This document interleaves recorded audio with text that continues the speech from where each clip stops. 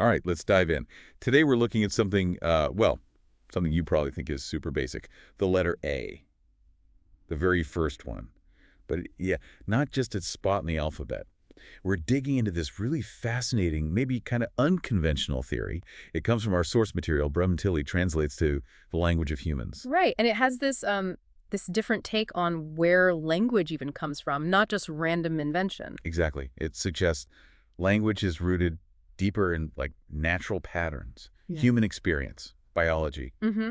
Biology, emotions, the environment around us. It's a really holistic view presented in the source. So our mission here, really, is to get our heads around Odom Tilly's big claim about A, that it's not just some arbitrary shape or sound we ended up with first. Yeah, the claim is it's profoundly tied to, well, to being born, the actual moment of human birth. The shape, the sound, Yeah. the sheer biology of arriving. That's the core idea. Okay, so get ready, because if this theory, holds water, you might see A totally differently after this. Well, what's really compelling about Odom Tilly as a starting point is this idea that language isn't purely invented. It suggests there might be this deeper code, a connection between the symbols and sounds we use and our shared reality, our biology. So language reflecting us, basically, from the ground up. Pretty much. And for A, it zeroes right in on birth, that fundamental experience. Okay, let's unpack that, the visual part first. This is pretty striking. Think about capital A, that shape, or air seat. The inverted V. The source says this shape visually mirrors a mother's legs during childbirth. Right. It calls it the symbolic gateway. The passage, yeah. From the inner world, the womb, to the outer reality. Exactly. And the source makes a point that this visual isn't, culturally specific, the open-legged posture, squatting, lying back, whatever. It's pretty universal across time and cultures for childbirth. So that strengthens the visual link, makes it feel more fundamental. Definitely. It draws on something really shared. Okay, so that's the shape, the gateway. But then there's the sound connection. The theory links A to the first sound a baby makes. That first cry, at the moment of birth, taking that first breath. And outcomes. Yeah. Usually a big ugh. Sound, right? Often, yes. And the theory argues this isn't just random noise, it's the first phone. The first basic unit of sound produced. And there's a crucial biological reason why that cry happens, according to the source. It's not just, I'm here. Oh, absolutely not. It's vital for survival. That cry signals the massive shift from getting oxygen through the placenta. To breathing air, independently. Right.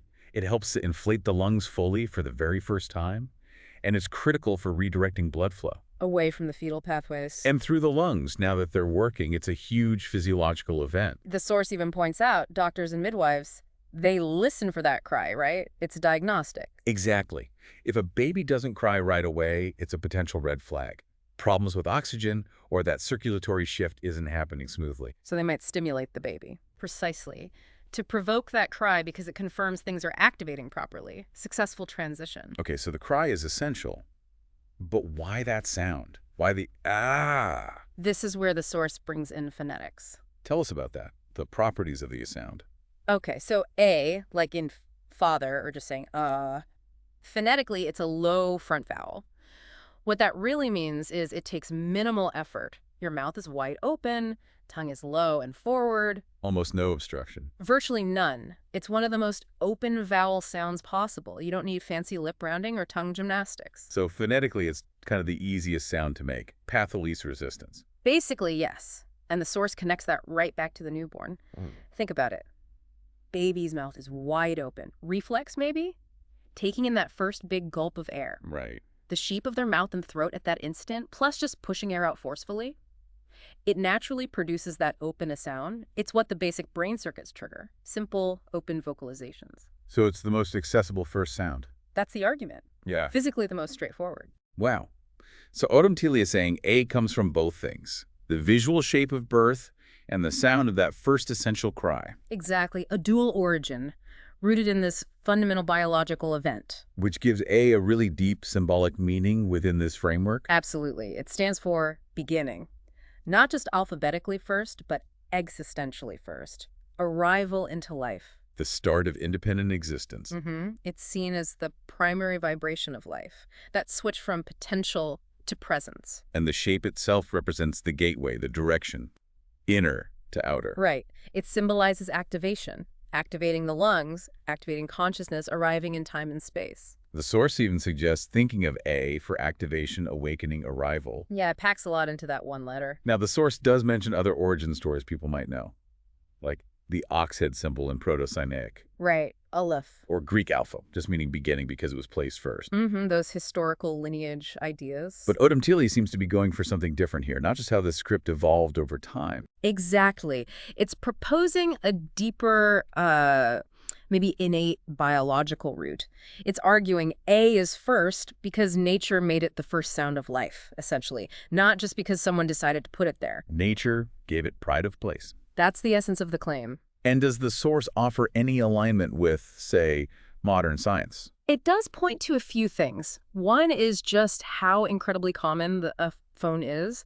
It exists in almost every known human language. That's quite unusual for one specific sound. Interesting. Another point is linguistic research showing that babies everywhere, their first vocalizations tend to be these simple open vowel sounds like Okay, that fits. And then there's the phonetic simplicity you talked about, the ease of production. That has a solid scientific basis. So bringing this back to you, the listener, why should you care about this theory? Well, it's a pretty profound idea, isn't it? That language itself, this complex system, might have its most basic unit directly tied to our most fundamental human experience.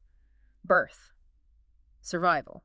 It really challenges the view of language as purely cultural invention. It suggests maybe there's something deeper, more biological, coded into it. Something reflecting our physical reality from the very start. Yeah. So when you see A, according to this theory, it's not just A, it's an echo. An echo of life's first moment. A is for arrival.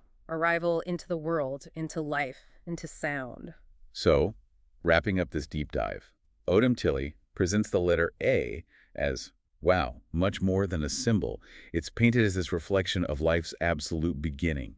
The shades of birth, the sound of the first breath, the biology of starting life.